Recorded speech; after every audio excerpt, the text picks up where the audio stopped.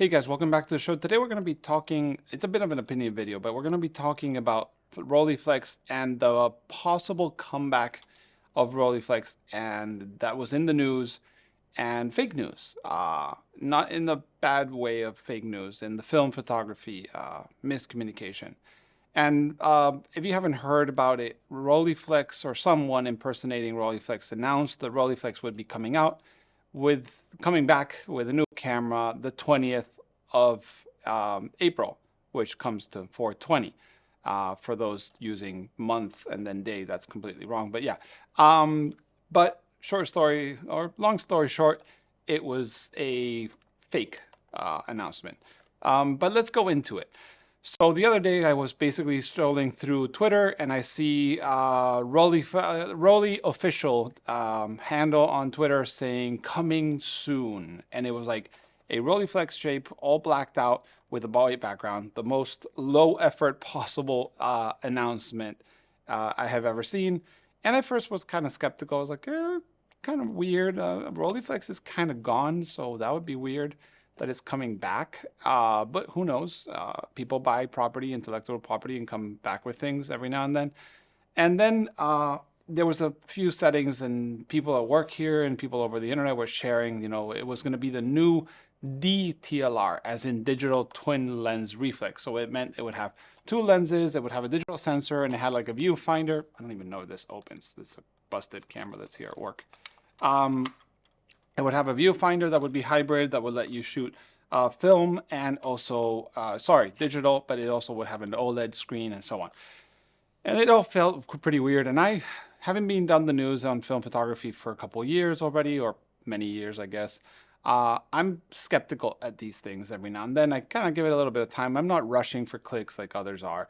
But it's funny. Those who rush for clicks had made articles, like articles in Petapixel, probably f-stoppers and things like this, that live off clicks. And I'm not going to lie, I live off clicks in a way too, like in videos and online. I get paid per view as an ad. So I make 0.00000, I don't know how many zeros, 1 cent every view. Same as websites get ads. And that's the problem, is media is now currently living off clicks and impressions, not through actual support. Most people don't want to pay for the news. They don't want to pay for videos. They don't want to pay for information. They just want to get it for free. But what they don't know is they're paying in a different way. And in the case of Rolleiflex, it shows the desperation of the community. It shows the desperation of people for something interesting to hold on to, because we are lacking hardware in the photography world. And don't get me wrong, there's tons of cameras out there in the world. I work at a camera store and we get, I won't say, thousands of cameras every month, and, maybe hundreds even in a year. So there's plenty of cameras out there, but we are lacking new hardware. We have Leica making the M6, the MP, and the MA, but we have nobody making a TLR for roll film per se. And we want news. We want Pentax, like they said, they're making film cameras, and we will hold on to that thought and be like, yes, it's coming. And for that reason, we have to be very skeptical of what we read and what we believe. And in this case, this guy, it was just a career, like a school project on how could he make like something get hype and what the reactions would be, and analyze that. So he made a fake account and he made a fake post and he made some fake specs, which he actually grabbed from the Fuji GFX website with the sensor and stuff, and let it roll. The problem, we all got too excited and we all just made announcements and made videos and made articles and made stuff. And the guy stopped it. I guess someone claimed it was fake and they blocked the account and it was down, or maybe he did it himself. He wrote a whole apology explaining the why and why this happened, but I want to kind of give perspective about this, because it is interesting. It is interesting that we believe things too fast, that we project what we want to see if it happens. We kind of manifest it in our minds and then try to make it real. So when we saw this, we all jumped to conclusions. If you want to know, Rolleiflex went bankrupt in, I think, a decade ago, and I'm not going to go on the date exactly. You can Google that, and that's a good suggestion. Google stuff before you actually make assumptions. Multiple sources help to give a better idea.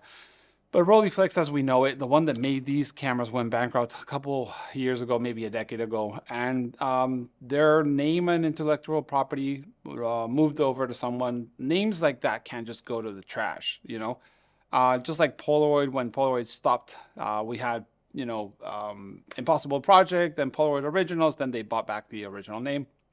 But meanwhile, Polaroid sold all kinds of things, radios, TVs, sunglasses, all kinds of gizmos you could think on, like action cameras. But that wasn't Polaroid making those, actually. It was just some other manufacturer and Polaroid putting their name on it, because Polaroid had a lot of a hook as the photography name itself.